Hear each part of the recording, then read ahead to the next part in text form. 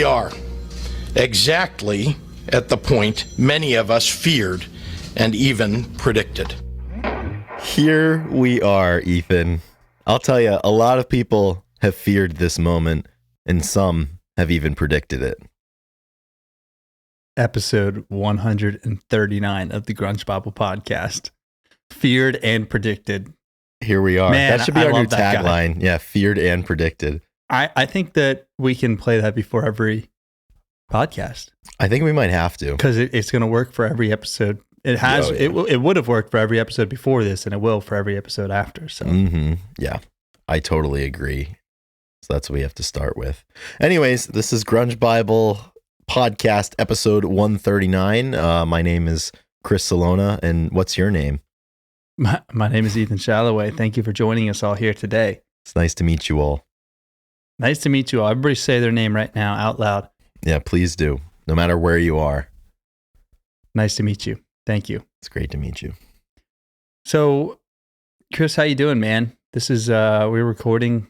We're recording what on day it is. Friday, November 17th, getting ready 2 for days a before. Monday, November 20th release.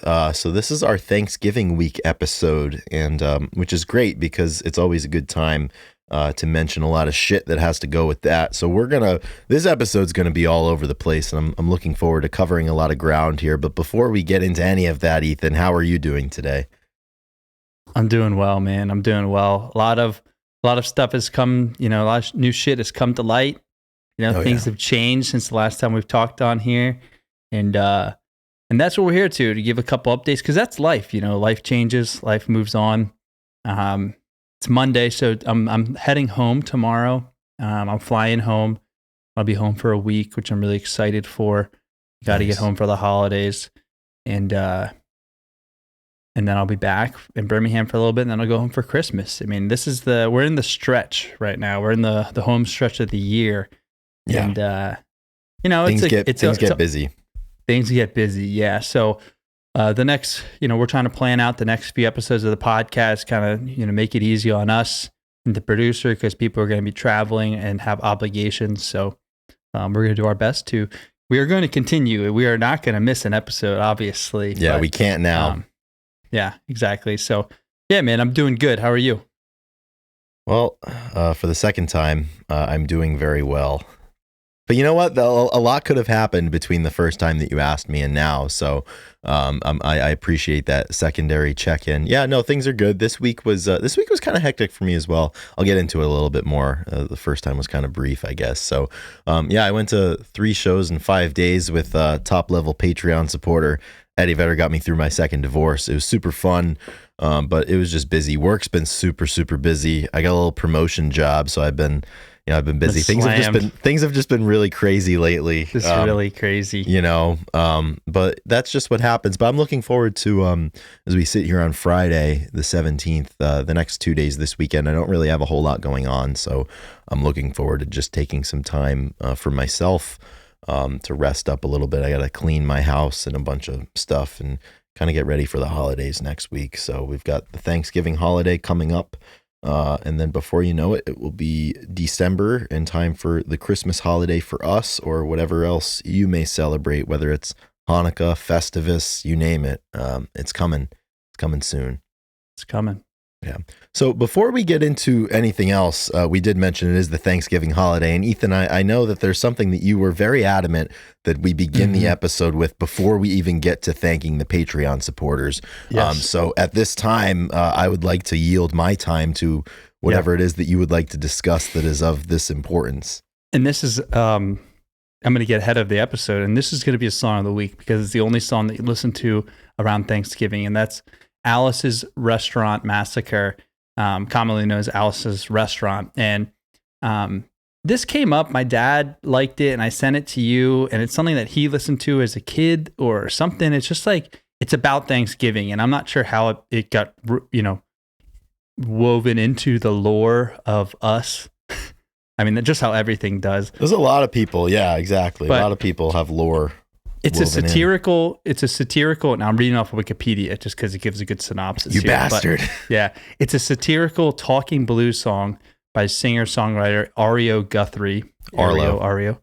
It's Arlo Guthrie, released as a title track in '67, debut album Alice's Restaurant, and it's a deadpan protest against the Vietnam War and a comical, exaggerated but largely true story from Guthrie's own life.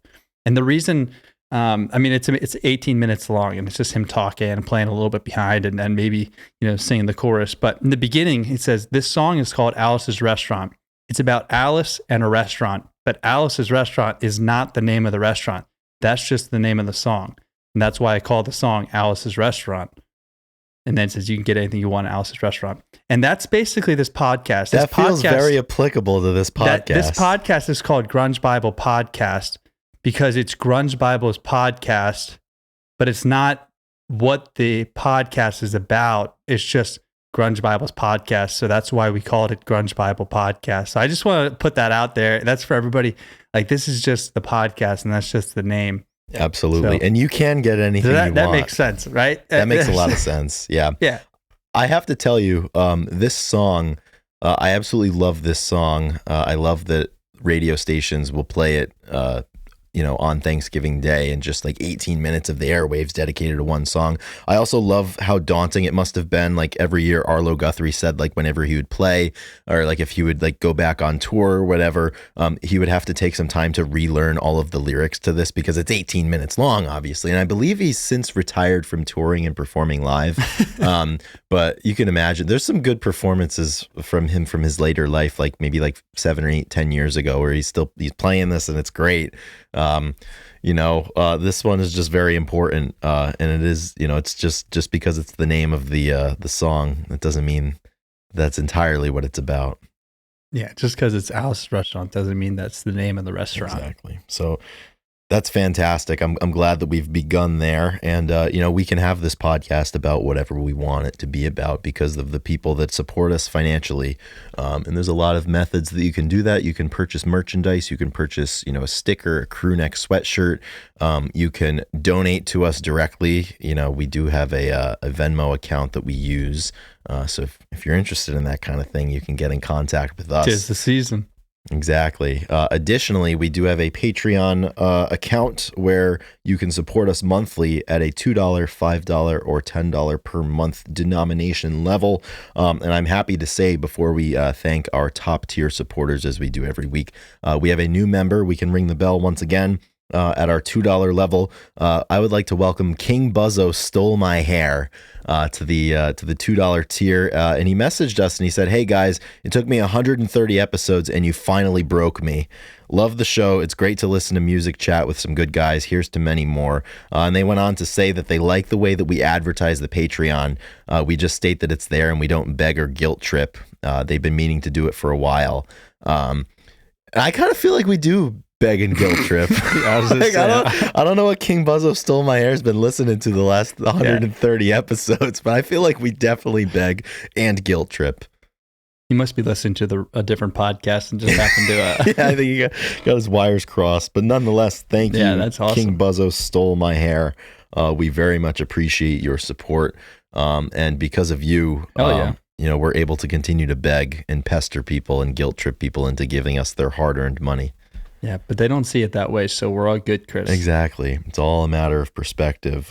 So King Buzzo Stole My Hair joins the Patreon ranks, which I believe right now is 55 individuals strong, and it is led by the top tier supporters who give us $10 per month to make this podcast possible. And at this time, I'm going to read their names. And the top tier supporters are Lauren Irene, Carlene Salona, Jamie Lynn, Alexa Shannon, Fuck Soup, Jade Mercado, The Blue Owl, What the Fuck is Up Denny's, Doug Endy, Rachel Corning, Millie, Kara K, Nikki Six, Chris LSMS, Black Hole Sean, Eddie Vedder got me through my second divorce, Alex Long, Faith Bittner, Seattle 4 Fanboy from New Jersey, Granny Grunge, Corden Stewart, Epona, Keith White, Mike McCready's Mustache, Sherry Matthews, Lamellar Bone, Pile of Punk, D-Boat, Eric R. Berry, and Gochu John. Thank you all for your support. We are very thankful for everything that you do for us, and we hope that we can do a little something for you every now and then, whether it be every Monday or never. If you've grown sick of the podcast, that's between you and you. Yeah, exactly. Oh man, yeah, I enjoy just how the page has been brought up. I mean, we don't pander in a way. No, I mean, dude, we don't. Like, And we do, but like when you listen and watch some like YouTube or videos and you listen to certain podcasts, and it's freaking annoying the way that they talk about how, like, I mean, it's just like that guy that we're not going to bring up his name, but he's dying because it's so hard to run an Instagram page and he needs your help. Oh, exactly. And they'll just that freaking rip guy. and roar and steal from other accounts. And like, that's 1,000 stories saying to subscribe. Like, subscribing to like having it makes no sense. Well, my philosophy has always been like, if you want to support something, you're gonna find the method that best suits you to support it. Like, I don't need to be like shoving it in people's faces and like every single day or like on every single post being like, hey, by the way, give us your money. I just don't think that's in good taste, because not only like, it's not about that. It's about the music that we enjoy. And you know, there's a lot of accounts that are not in it for that, and probably a lot of podcasts too. I'm not big into the podcast sphere. But yeah, man, I don't know. And I mean, we've been doing this for a while, and actually between last episode and this episode, the show surpassed 250,000 downloads. So that's pretty cool. 250,000 times people have decided to see what we're about. So we're very appreciative of that. And, you know, who's to say we'll stick around for another 250,000 more. Hopefully we do. And hopefully it happens at a greater rate. It's funny. The first year, I think we had like 50,000 downloads. And then the second year, we had like 85,000. And then this year so far, still with a month and a half to go, we're at 110,000. So I like that movement on that graph is in the right direction, and that's all because of you. So thank you for checking in on us and telling your friends about us, perhaps. Yeah, and soon, it'll pass. The downloads will pass the number of followers on the page. Yeah, it's only a matter of time. That's going to happen. I mean, it's obviously the downloads happen way faster. Maybe it's easier. And that'll be cool. It'll be something. So that's our next goal, I guess, with the absolutely some goal, some sort of goal, Yeah. So we've got a lot of stuff to get into here. And as we've been doing, we got to get into this day in music history, November 20th. And we're going to get rolling. I say we tackle the birthdays and then we tackle the events, because we got a pretty stacked birthday lineup here. People that were born on this day. And we're going to kick it off in 1941. The late, the great, the Grammy Award winning Dr. John was born. The Soulful King. I was actually, before this episode, I was introducing Ethan and giving him a crash course in the mighty Dr. John. And what a stage presence that man had. Perhaps one of the sweatiest men on stage ever. Yeah. So how long have you known about this man, Chris? I mean, I've known of him for a while. But I don't really know, a whole lot about him. I feel like I've known him my whole life. Exactly. You take one look at him. He's got a great voice. He kind of had that. I think he was set up in like the New Orleans area for a lot of his life. Makes sense. Very, you can like a Mardi Gras type. Hear a lot of that in his music, and just a booming presence. Somebody that you pay attention to if you're passing by and you see him performing. So he's no longer with us, but he was born on this day in 1941. So I was recommending to Ethan before this episode my favorite Dr. John song called "Cold, Cold, Cold." And sometimes that's just the way that it is. So I recommend that you all check that one out for sure.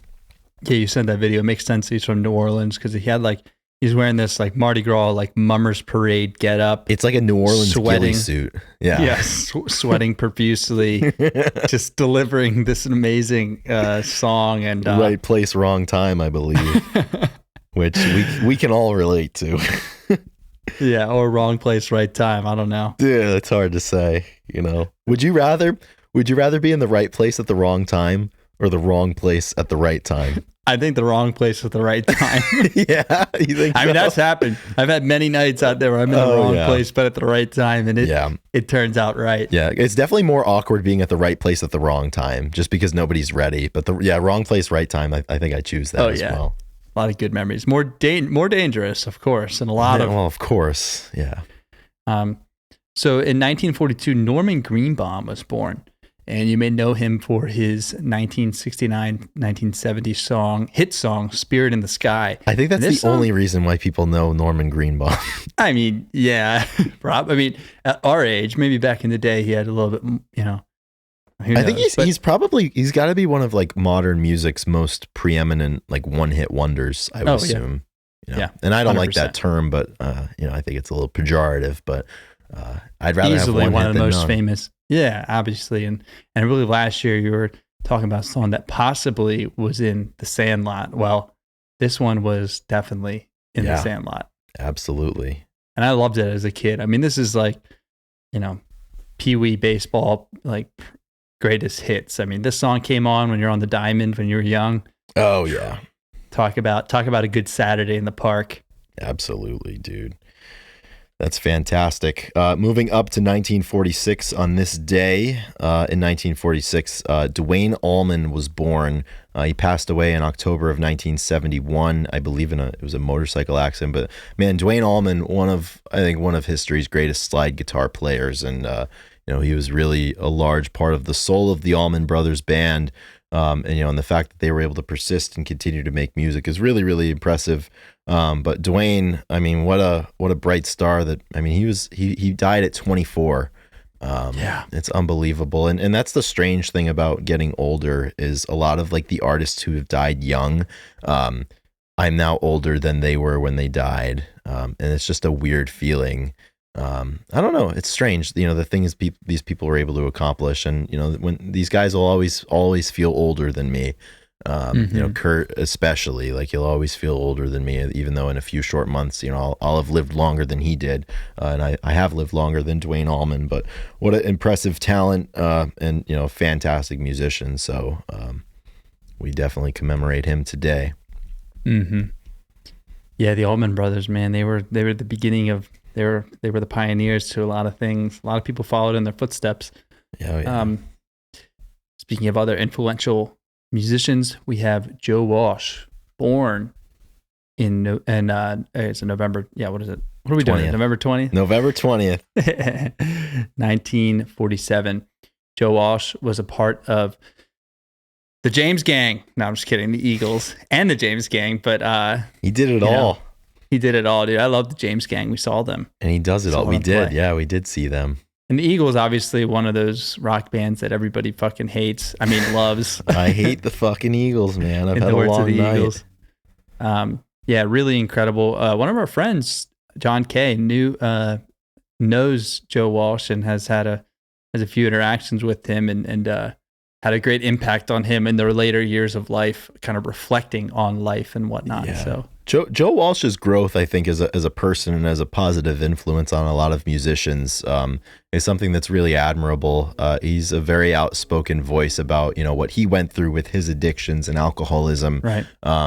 And there's so many great interviews with him over the years that I think shed a lot of light into that world. And I think, he's been a resource for a lot of other musicians who maybe perhaps have been struggling with similar things. And very happy, in his 75th year, he's still here. And he's still making music, still playing music. I was able to see him open for Tom Petty in 2017. And then we saw him at the Taylor Hawkins tribute show. But just what a guy, So happy birthday to the mighty Joe Walsh. This is a pretty stacked lineup here, Ethan. Let's move up to 1965. Mike D of the Beastie Boys was born on November 20th, 1965. And I got a good story for you, Ethan. I was just at a bar before I saw Hot Mulligan a couple of days ago. And this bar, they only served beer. They didn't have refrigerators. Like they just put everything on ice. Like all of like the beer bottles and cans were just in these big troughs on ice, which was great. And the music they were playing, they had a turntable set up. Like it was no aux, no Bluetooth, no nothing. They had a turntable and they were playing some Beastie Boys. Actually, we got some Beastie Boys. We got some Nine Inch Nails, and then we got In Utero as well. Dude, it was great. Like we got to go there. I mean, that's a classic record store lineup right there. Oh, yeah. And like, there's no other way that I would enjoy Nine Inch Nails except on vinyl. And probably goes the same with like the Beastie Boys and Euro. It's the best way to listen to those bands. Like when you're a record store, like it's the that's purest like form. It's the only time that people listen to punk is when they're in record stores, and people like it. Yeah. And those three albums, throw like a Radiohead in there, like they're vinyl staples. That's what you listen to on vinyl. It's like the only So- people who like actually like the Rollins band work at record stores. Yeah, exactly. And you'd go into a record store and you'd hear it and be like, what record is this? And then you'd buy it and you go home and you're like, this isn't the same as It's not what I the was same. listening So to. you can imagine how I felt like sitting at a bar drinking beer and having some like pretty good bar food while listening to these on the turntable. It was really awesome. They had a huge stack of records behind the bar, which was really cool. They had like one trough filled with beer, and then they had another trough filled with records. So it's great. It's definitely going to be my pregame spot for any concert in like the Fenway area for sure, and also for Red Sox games too, because it's hell of a lot cheaper than the bars directly outside of Fenway Park. So I was very happy about that. Moving up a few years, almost 18, we have the rapper Future was born, and his name is Navadeus Damoon Cash. And I didn't realize that he's turning 40. I didn't realize he was so old, Chris. I didn't also not realize that he was that old, because I really probably wasn't like super conscious of him until like college. Yeah, I mean, Time, that's in when which he would have been like in his early to mid 30s, like when like Mask Off was a thing. that's when a lot of his hits and a lot of like his work is Yeah, like came to the forefront. So just goes to show you. you expect rappers to be younger when they start making it. So I mean, 30's a little bit older, That is interesting. but he's got a lot of good stuff and does a lot of. I think he's behind a lot of the. Oh I yeah, don't know. yeah, You know, the a beats. lot of the inner doings, exactly. Lastly, on this day in 1986, Jared Followill of Kings of Leon was born. Kings of Leon, that record they put out in I think like 06 or 07 is a favorite of mine. Notion, Use Somebody, those are classics, absolutely. So happy birthday to Mr. Followill, born on this day in 1986. Yeah, I love some Kings of Leon, dude. They're so yeah. good. They're a band that just like every time you go back to them, you're like, it's always a good time because they never stay a long time in my rotation. I mean, in the beginning maybe they did, but like usually I come back to them and they're always really pleasant. Well, there's just a lot going on, so love it's to kind of see hard. them live. Exactly. All right. We've dispensed with the births on this day. Now it's time to get to the events, and we'll go back to 1961 to start. We'll just motor through these on this day. We'll make these quick. Yeah, on this day. I was going to say when putting these together, it's like, is this worthy of bringing up on the pod? Is this not worthy? Yeah. And I think that a lot of these things maybe aren't the most important things that happen in music. But for somebody like- listening, it might be. Yes, for somebody, but also like that's the whole point. It's supposed to be interesting, random facts that you wouldn't know about. Mhm. We'll get to it about Keith Moon. Like let's just talk about Keith Moon and what he did. In Exactly. 1974. Like it doesn't need to be like groundbreaking. Bad Motorfinger release. Like this is for the weeds in the weeds. So go ahead. Exactly.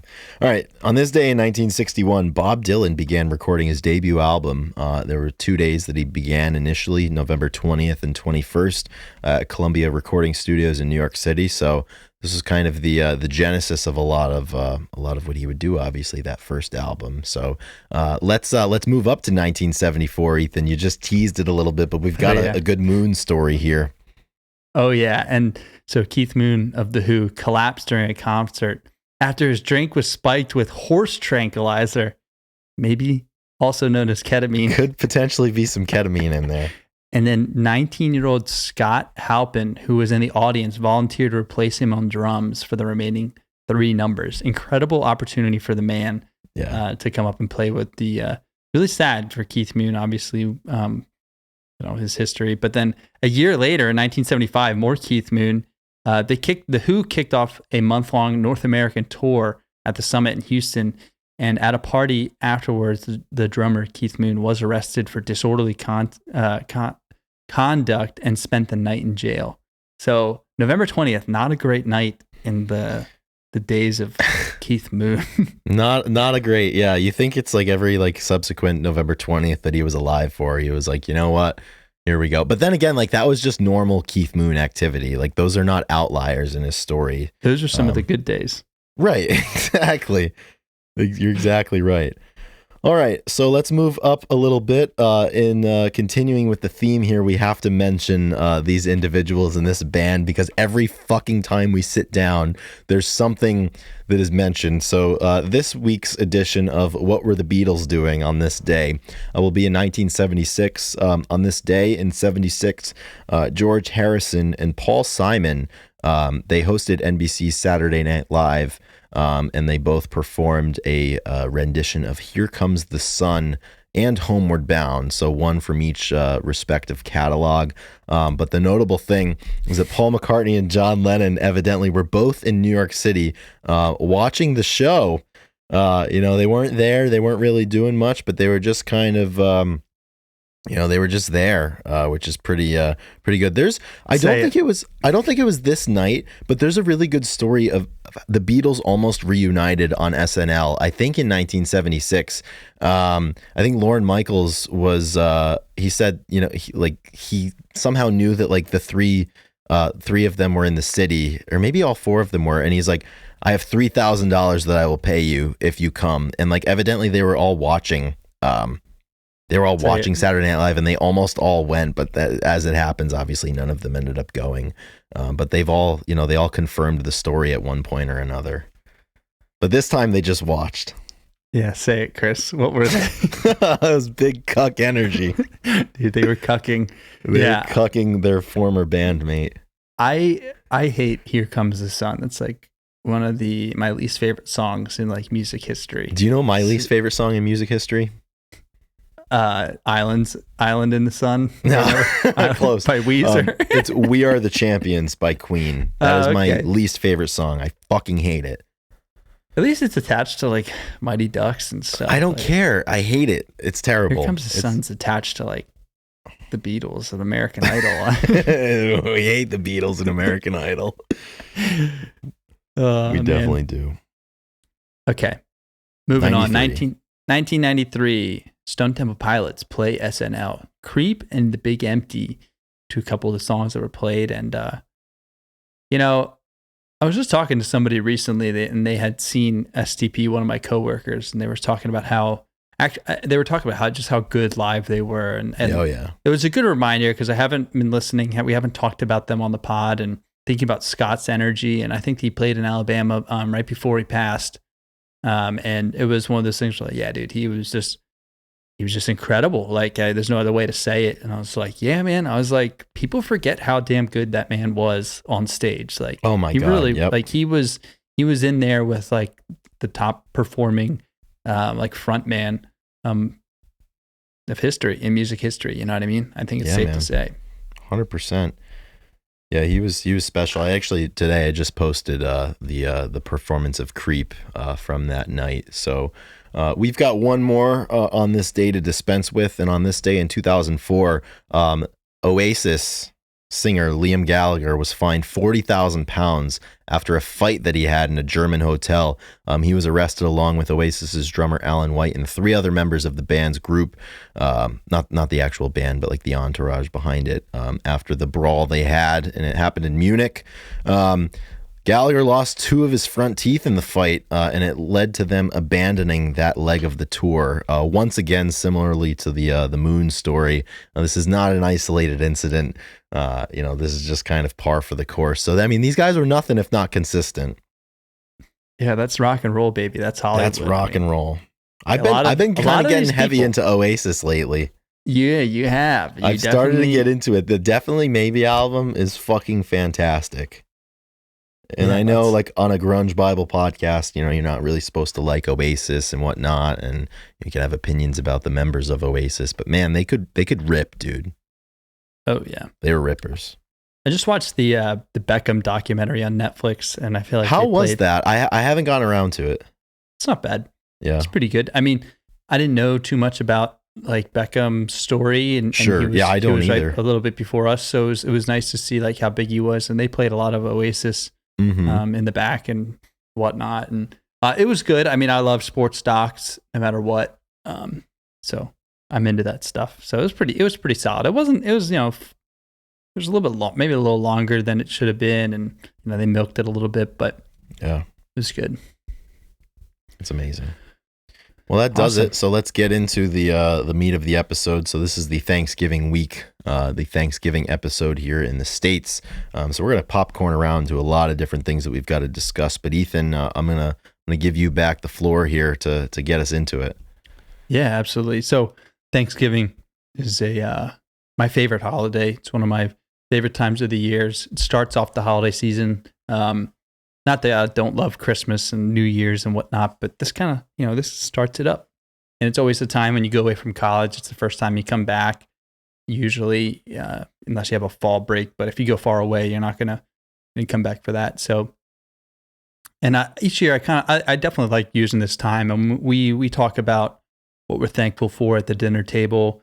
And we've gone around and did the whole, say what you're thankful for and why. And, Right. Some people don't like that. I think it's safe to say that both of us are the type of people that would enjoy those type of moments, and especially when it's I don't know, not convenient, or not when you want. Like, I mean, it is convenient at Thanksgiving, but like sometimes you don't want to share what you're thankful for, but then you do, yeah. and you're really happy you do, Mhm. and letting people know what you're thankful for. So I wrote a small little poem here to kind of kick things off, to maybe get us in the thankful spirit. And Hell yeah. it's not, it's nothing crazy. It's pretty, it is what it is. And, but I think that it's, worth talking about. Worth saying. So I'm just going to go ahead and say it. So Get into it. yeah. I am thankful. I am thankful for today. I am thankful for yesterday, and I look forward to tomorrow. I'm thankful for the busy days as well as the slow days. I'm thankful for the hard days because they make the best days stand out. I'm thankful for the time it takes me to fall asleep. It's the only time I don't feel like I have to be doing something productive. I'm thankful for the time I have to wake up in the middle of the night to pee. It reminds me I have a warm bed to crawl back into. I'm thankful for the times that I've lost my credit cards. Turns out they just give you new ones. I'm thankful when I burn my mouth on that first sip of coffee in the morning. I'm thankful when I'm exhausted, because that means I've been busy. My family means a lot to me. My friends mean about the same. I call them often. They call me. It's nice to talk. Sometimes it's important. Sometimes it's not. Sometimes it's a waste of time. Sometimes it's intended to waste time. Most time it gets in the way of what I'm doing. I'm not a great multitasker. But as time passes, these conversations mean more than whatever I was attempting to do, almost every time. We won't remember the specifics, but somehow, somewhere, our subconscious does. That's why we feel closer to people. It probably has nothing to do with the words. Actually, I'm certain it's only about the time we take. They say actions speak louder than words. I reckon you could say that time means more than those words. I have to travel for the holidays. I guess it's what I signed up for when I moved away. I don't have the money this year to do it, but I got my ticket anyway. I'm thankful. That was fucking awesome, dude. Yeah, thank you. I love that. Yeah, all of those sentiments. It's like that Maya Angelou quote. It's like, as time passes, is the quote something to the effect of like, you won't remember what people said to you, but you'll always remember the way they made you feel. Yeah. And people always talk about how they stayed up late and laughed till the end of the night. You don't remember why you were laughing. You don't remember what you talked about. You never do. You can try the best you want. There's a lot of times where I really want to remember how, what words made me feel that way, but you always remember the time together. That's it. Yeah. Yeah, I absolutely love that. And even just kind of turned out better than I thought when I read it. Fantastic. My God, dude, that was incredible. Turned out way better than I thought. That was awesome. But you're totally right though. Like a lot of those things that are like inconveniences or just like tasks that you have to check off. Like I think it is important to like take stock in like what they really mean, and like that there's signs of life and there's signs of prosperity and signs that you're loved in a lot of ways. The pain in the ass of having to catch a flight and like your flight's delayed. It's like, well, like I have somebody to catch a flight to go see, and I have like moments that I'm looking forward to, and that's why I'm working hard so I can pay for this ticket. That's why I'm staying up late so I can catch up with somebody that I haven't talked to in a long time. There's all those little moments like that, and like the roof of my mouth got burnt because like I'm fortunate enough that I can afford to, pay for coffee or get a hot meal or something. And all of those things are really important. Yeah, man, that was That was awesome. Yeah. And I like when we used to always say in college, like, you'll never remember the good night of sleep you got. No. And like, sleep is really important, but it's true. Like, I look back in the memories that I made during those times with the people, and usually people are most, available Yeah. past 11 o'clock or something. I mean, no one's doing anything. And Yeah. there's a lot of times when I get derailed from trying to do something, either it's talking to you or talking to a friend or my brother. And like, those conversations are obviously like, I mean, they're important, but they're not important day to day, you'd say. So like, how do you stay close with friends? It's not about what you say. It's just about talking and like, and at least taking the time, Sharing time together. taking the time to do it. So then I was like thinking about the holidays, and it's like, I really like, I got to go home. I mean, I didn't think of it like that this year. Like I'm excited to go home, but like usually it's like, I got to go home. Like it's such a big commitment. It's going to break up like this and that. But like, I know that it's going to be so worth it, and to be there and to be around, family, new nieces, old family members, older family members that we don't know how much time they have. Like Right. just being there. And I, I had a part that I was trying to write in there. It's like, my one friend, like he always shows up. He's always there. Like he doesn't say much. And that's fine. That's just the way he is. And I'll, afterwards, he always says, thank you. Thanks for inviting me. And like, he didn't say anything, but he always shows up. And like, the people that, they may not talk the same way, but like, that's okay. Spending time with them is all that matters, or inviting them, it's like, I invite this guy, he never shows up, but he's always thankful I invited him or something, but I didn't know how to work it in. It didn't sound very good. So, Yeah. but it's like the other side of it. And it's just like, I'm so thankful for, if we move more into like the podcast and stuff, like, just like the newest patron member, like, he's like, I took to episode 130. That makes it sound like he's listened to all 130. And Right. we didn't know about him listening so consistently until now. And it's like, just him saying that makes it like, okay, like, I mean, that means a lot to us. Yeah. And so we're really thankful for like having a space where we can talk, where people like listen and get something out of it. And like I said, I mean, I don't remember the episodes and what we talked about all over these years, but like, it's more about it's just about what the impact, it's like the impact, Yeah, it's exactly like what you said, like more so than like specific things. It's a shared space. In the same way, it's like you have that friend who shows up, it doesn't say much, or like the friend who is like pretty quiet or like doesn't show but is thankful anyway. It's just that feeling you get of like being a part of a community, and like that's as it relates like to this whole thing that we do. Like there wouldn't be any of it without people that feel that way about us, which we feel that way about them, and it's just a really cool back and forth and just kind of shared experience, I think, that we're able to do. And there's a lot of people that I've been able to grow close with, like through music, and like some of my greatest relationships that I have with people. And I mean, they've come through, shared passions and like having the vulnerability to share, your true thoughts about a lot of those passions. And I mean, hell, even as it relates to the page, there's the people that I've been able to meet. And I think like with our friendship too, obviously, we have to be here, every week. So, and like, but the thing is though, like it's like we would do it anyway. Like we would chat anyway, and I don't know, with me, for like the last 4 or 5 months, I've been feeling like especially connected to like a few of my friends that I've always been connected to. But for some reason, like lately, I've just like felt like we're like connected deeper. And it's weird because it's like you always hear that thing. It's like, oh, like once you reach like this age, like the friends you have are the friends you're gonna have, and like that's gonna be it. But what they don't mention is like those friendships can continue to grow and develop. And that's something that's like weird. Like I've known some of these people for like 10, 15 years, and like I'm still feeling like we're growing closer, and I'm feeling more of a sense of community from them, which is something that I'm really grateful for.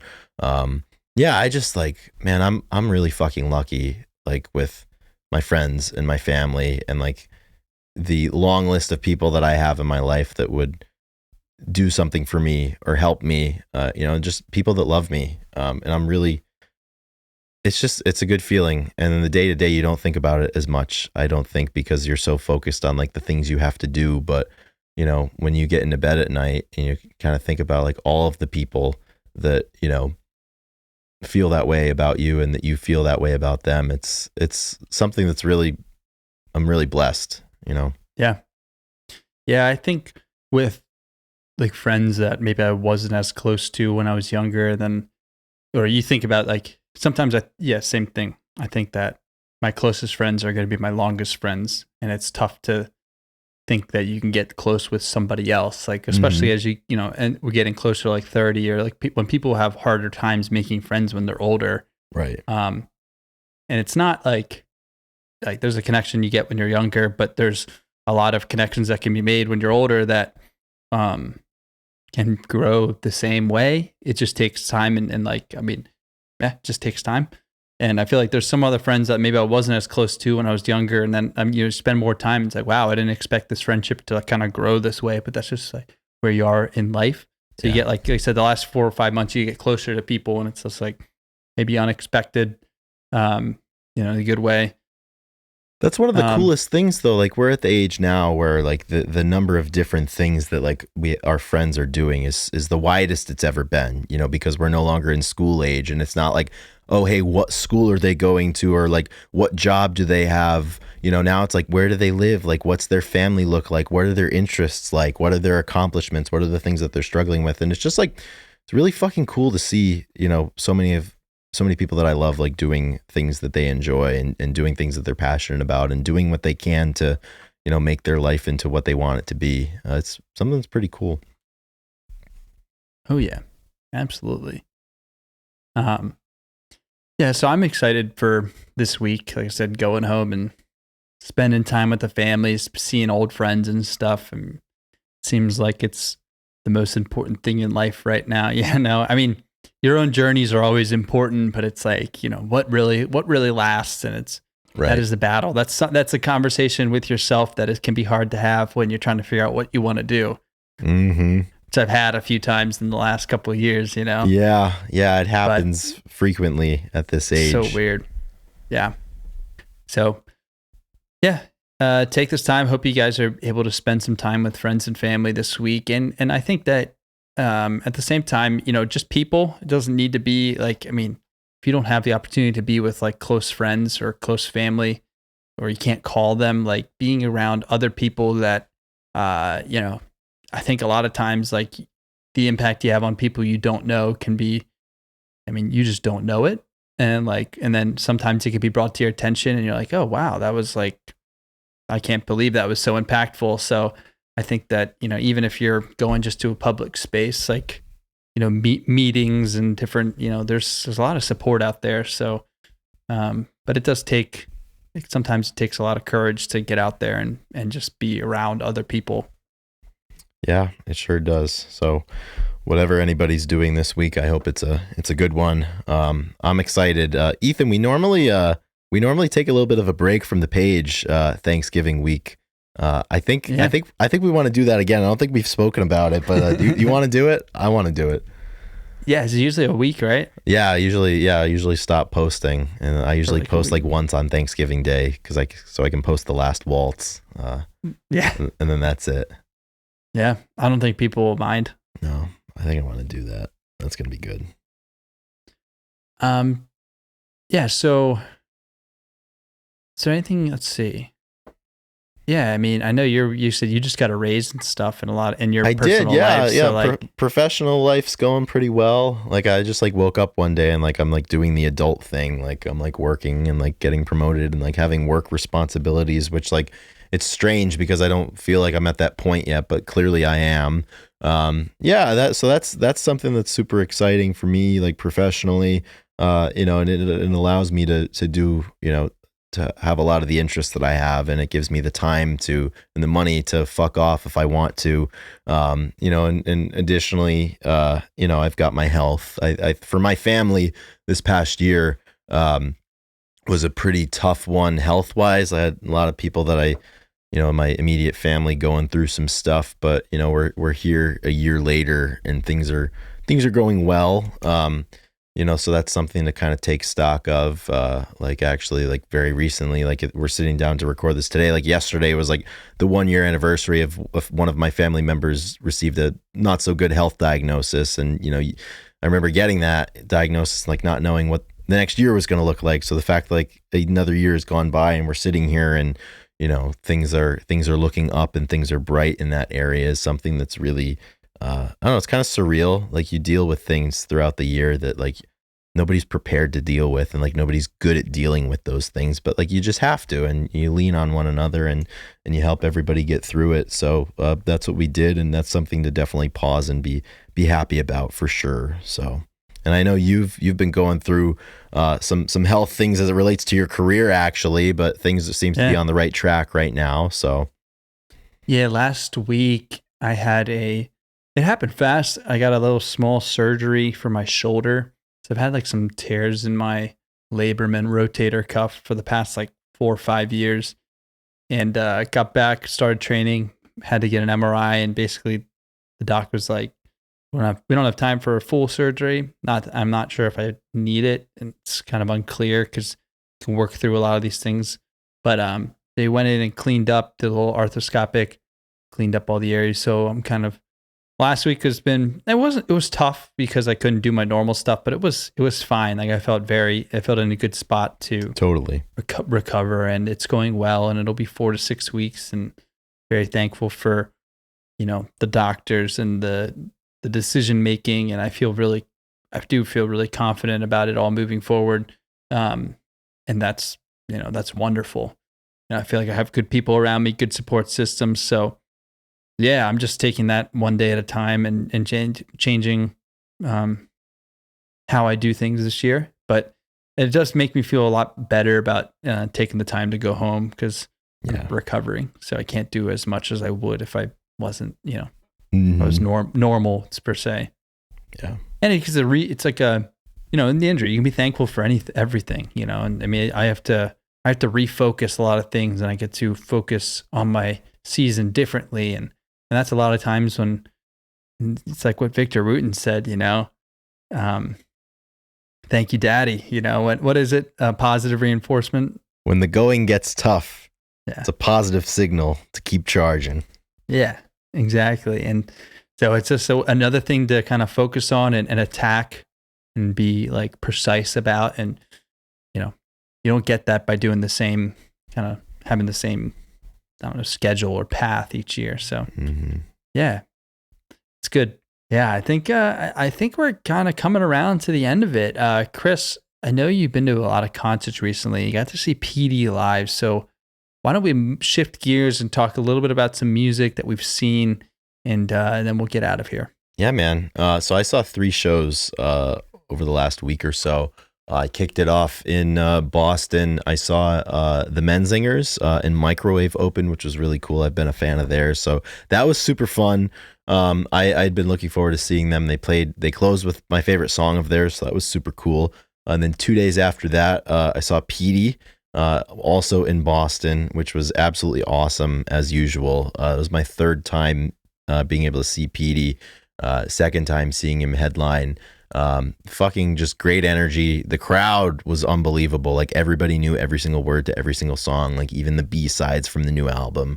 So that was really awesome, especially like having done a little bit of work with them over the last 4 or 5 months. It was cool to kind of be in that space and see those songs be performed live. So I was happy about that. And then because 2 wasn't enough, 2 days after Petey, I went up to Boston and I saw Hot Mulligan headline, which was cool. I'm not like an encyclopedia of Hot Mulligan, so I wasn't able to really sing along to a lot of the songs or anything, but it was super fun.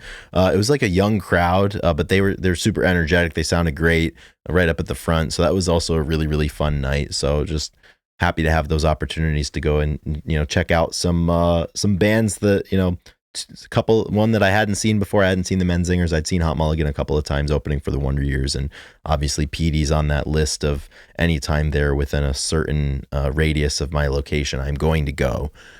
So it's funny, like you go to shows and all these bands get filed in those different categories of like, hey, like I've seen them, like that's good, like I can check them off the list, versus like, oh yeah, like if they come to my town again, like I'll go and see them. And then you have other bands, it's like if they play 3 shows in my region, like, you know, ever, like I'm going to all 3. So it was cool. So I was able to kind of put them in their different filing cabinets. So it was super awesome. I went with my buddy Cullen, Eddie Vedder got me through my second divorce. We went to all 3. And that's been like a cool aspect of our friendship.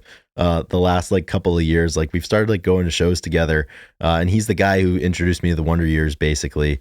So I owe him my life for that. But it's just like another cool aspect of our friendship that we're able to like go to these shows and like have these experiences together and have fun and, you know, drink shitty beer and, you know, have like the same inside jokes that we talk about, you know, with every single show that we see. So that was really awesome.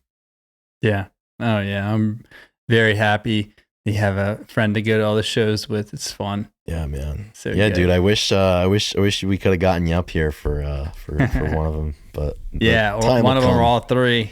Yeah. Yep, it's tough. One day we'll live in the same area, probably in LA or something, right? Fucking LA, dude.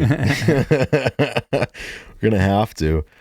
Yeah, so that's what's been new with me. But I do have one other update to give, and it's actually related to the previous podcast episode that we did. Specifically, Ethan, your song of the week.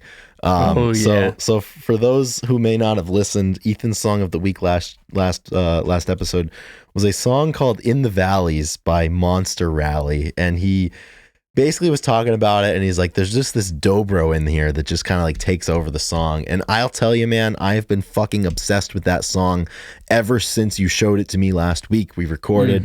I had a couple of experiences this past week where that song came in handy. And it's just such a great song. And you know, I don't even know if you could call it a chorus, because the guy just says "they say that" and then the dobro takes over.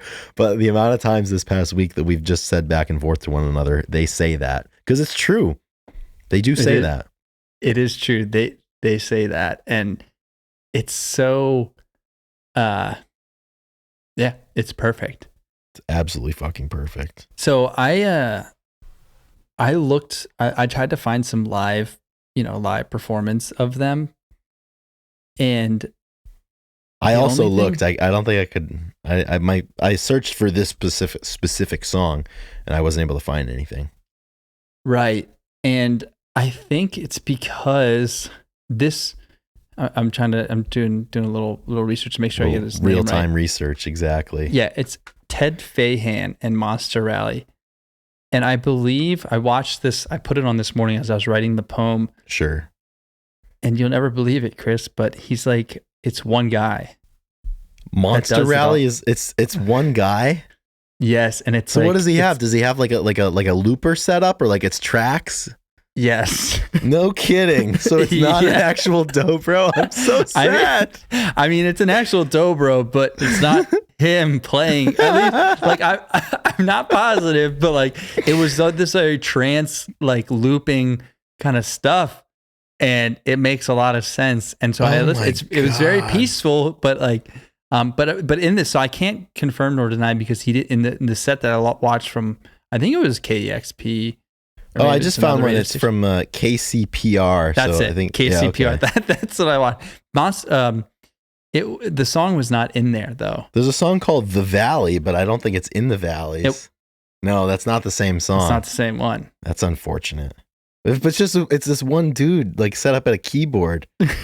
That's unbelievable. Yeah. Good for him. Hell yeah. I know. I mean, it's really solid. It's really good music. It's just not what we expected, and I find that to be. That's the fun. That's the interesting part about it. Yeah. Yeah, you're right. You're totally right. Great song, great tune. They say that. They say that. Well, man, that's all I've got for this week's episode. So we probably have some songs of the week, unless you've got something else you want to talk about. No, I've said everything I need to say for this week. Yeah. They say that. It was all in there. Exactly. Thank you, everybody. We are very thankful for the show. We're thankful for the time that we've had. I mean, no doubt something that when this is dead and gone, at some point it's going to have to, we'll look back and be really thankful that we did, because, it built a lot of friendships on a lot of good music, and that's Absolutely. What it's all about. So that's what we do around here. I think our songs of the weeks have both already been said. I mean, Alice's Restaurant is obviously going to be, it's probably already on there. Yeah, I think it was from last year. I think we had a trifecta last year. I think we did Alice's Restaurant. We did I Shall Be Released from the Last Waltz, and we did Higher by Creed because of the famous halftime show performance, which anniversary is the 22nd. So it's coming up soon. I think that was our trifecta last year. So we're just going to put them all on the second time. Should we run it back again? I mean, why not? Right. I think we should. Yeah. Yeah. Sounds good. I mean, it makes sense. Yeah. So those are the songs of the week. Talked about them a little bit already. Yeah. All right, guys. And that's the podcast for the week. Have a wonderful holiday. Holiday season is upon us. Please enjoy yourself, and we will talk to you guys in about a week. About a week's time, we'll be right back here for episode 140. If my math is correct, 140 is going to be an episode that I've been excited to do for a very long time, and I think the time is finally going to be right for it. So stay tuned for that. I hope you enjoyed this one, and I hope you enjoy just everything that we're doing. That's why we do it. Stay heavy, guys. Rock and roll. Stay heavy.